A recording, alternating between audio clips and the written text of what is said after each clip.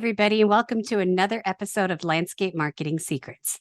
Today is going to be short and sweet, but I wanted to talk for a few minutes about a CRM and how you use it. And I wanted to explain how my company uses our CRM. First question you might have, what in the world is a CRM? CRM, glad you asked, is a customer relationship management software. And that sounds way more confusing than it is. It's basically a way to keep track of things, to manage. When it's saying manage client relationships, it just means manage your leads. I mean, that's what we use ours for. Manage people's information. We use ours almost as I'll explain in detail. But anyway, let's take a step back. So CRMs, Jobber's not a CRM, and neither is Synced Up. And the reason why, and I don't use Synced Up, so I can't really speak for that, but we do use Jobber. But the reason why Jobber's not a CRM is Jobber is job-based, hence the name. So even when if you're looking for client info, the client info that you're going to find is under the job. It's not under the client. And that's useful, but for us, that's kind of step 2, and everyone starts with step 1, which is our CRM. So there are lots of CRMs to use. I know people that use ActiveCampaign. I know people that use HubSpot. SAP, Service Autopilot, actually is a CRM in addition to everything else it does. It's way too much for me, but it works great for people. I'm trying to think. Some guy told me one today. I want to call it pipeline, but that's not the right word. But anyway, we use something called Less Annoying CRM. I love it. We've been using it for, oh my gosh, at least 8 years now. And here's some of the reasons why I like it. Less Annoying CRM is also, it's $10 a month, very cheap. And you can have other users. I was talking to a client earlier today about whether he felt he had enough trust in this virtual assistant he's hiring from the Philippines to give them access to their information. And that's the one who uses Pipe something, and I can't remember the name. But his concern, which is quite valid, is what if they touch something and lose things? And in his case, he did find out that everything's backed up, which is what happens in Less Annoying CRM too. But what I like about it is you can have more than one account. So for example, my employees all share an account, and on their account, they can't download client lists. And, I trust everyone we have. Everyone's great, but why set yourself up for things? It's just better to keep the things you need to keep and share the things you want to share. So we use, like I said, Less Annoying CRM. So I pay $20 a month because I pay for 2 seats. And as soon as someone reaches out, they actually reach out through our answering service. And then our answering service puts the lead directly into Less Annoying CRM for us, which we also call LACRM, or I remember Barbie used to call it La Creme. But I like to call it Less Annoying. I need more things in my life that are less annoying. I don't know about you. But so the answering service puts it in, and our office manager takes it from there. If we don't get a picture, she can actually stick them in a group right away, and they are entered into an automation campaign through MailChimp. And the automation campaign starts right away as soon as I click sync, which I do every night. And then they get a series of emails from us. And again, all I'm doing is putting them in Less Annoying, selecting a group, and hitting sync. And you're like, that's 3 steps too much for me, Laura. But if you can do it, we have 2 different automations that go out. One is if you send a picture, and one is if you don't. And so the information we ask of you is different. And then from there, we put them into our leads pipeline, which is actually where I think the answering service puts them in right away. And from our leads pipeline, that's kind of the nuts and bolts of what we do on CRM, our leads pipeline. And the reason why is that's where we keep things until we know where they go. So we put any prospective client starts in the leads pipeline. And from there, they go either into sold or not sold. And you can't, some things I've seen people do, which, everything's great, but you have to manage it. Unfortunately, I haven't found a system yet that manages itself.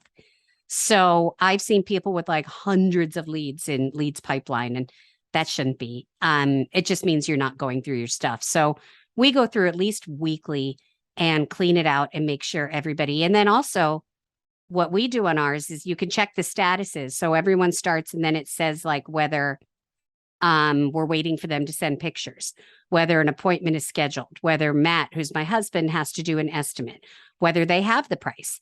And then depending on what their status is, that tells us how to follow up. And some of the reasons I really love Less Annoying CRM, and really any good CRM, is it keeps track of things for you. And why that's important is it's a great place. Like I said, we use Jobber. And so we'll take a picture of a job from Jobber, but that has to go into the job. That can't go onto like the general page or the general information. So let's say we have Mike Smith, totally making up that name, and he comes in as a lead. And so we put him in Less Annoying, and then we see, wait, this guy reached out 4 years ago. And then he sends a picture, and guess what? Same picture he sent 4 years ago. So it's really just like almost insurance for us. It's a way for us to keep track of pictures, of information. And then what Sandy does, our brilliant office manager, customer relation service manager, customer service manager. That was a tough one. So what she actually does is she substitutes the picture, like it can take a picture of your client, which you don't need, but we instead put a picture of their pond. Or if you're a landscaper, you can put a picture of their landscape. So it's a way to remember.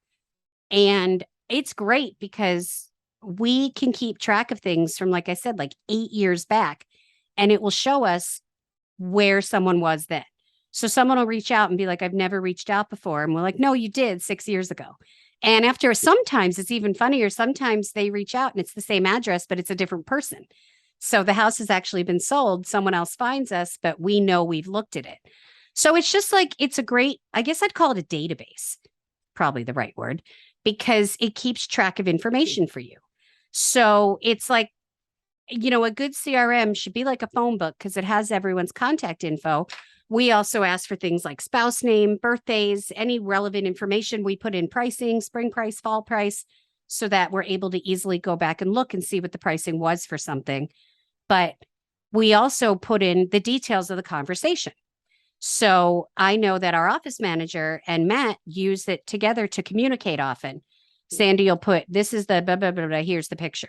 And then Matt will respond above it. Here's what I think, blah, blah, blah. So it's a nice way for us to keep track of our dialogues, because emails are great, but emails get lost.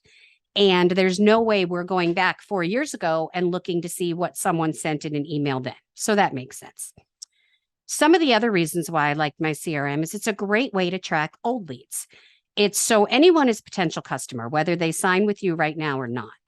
So as soon as someone comes in, every single person that the answering service gets or we get off hours, we put into, we click a button and they sync with MailChimp and they start getting our weekly emails and our monthly newsletters. And this is awesome because just because, like I said, someone isn't your customer doesn't mean they won't be. So this is a really great way of getting on someone's radar and staying there until they're ready to hire or until they, take you off. They take themselves off the list, which happens, and that's fine. I used to take it personally, but you can't. So we track, like I said, with pictures and with words, we track everything that's happened. I could tell you when we first signed up with a client or when they signed up with us, what work we've done with them. It's a really nice little like history book, if you will. And we also use it as a way. I just did a podcast last week with Tom Smith from Garden State Koi. And one of the things he was talking about was going back to old leads, to things that never happened, to people that never sent pictures, to people that never called or called you back for a follow-up. And that's where the CRM really comes in handy, because we can go back and say, okay, and you can like sort by all these different ways, or filter rather. So we can filter people from last year that didn't turn into signed jobs. Look at everyone, see if the conversation just ended. And if we're a little slow, we can reach out to those people and we could try to restart a conversation. So there's no way we would be able to remember who we talked to and what we talked about and what the status was if we didn't keep track. And I can't. And then what it can also do is, because I said I can't, but I'll tell you that in a second. What it can do is it can also tell you where your leads come from. So you're able to track, you can put in, like I have a whole list of different lead sources and then another one that says other. And if you click on other, underneath, you can actually write on it and say where the lead came from. So that really helps because I'll always ask my husband, I'm like, where'd this lead come from? He never knows. I mean, I don't blame him. Thank goodness we get a lot of leads. And so there'd be no way to track where everything came from. But the most important thing, like I was going to say, is there's no system that does it for you. So a CRM is only as good as what you do with it. And you need to, I know people that answer the phone on the road and then they don't remember to take messages. They don't write things down. They write them like I used to do on little pieces. This is my notes on little pieces of paper, which is not good. And one thing our business coach got me on was creating an actual notebook. So everything we do, every time I talk to her, it's a different page of the notebook.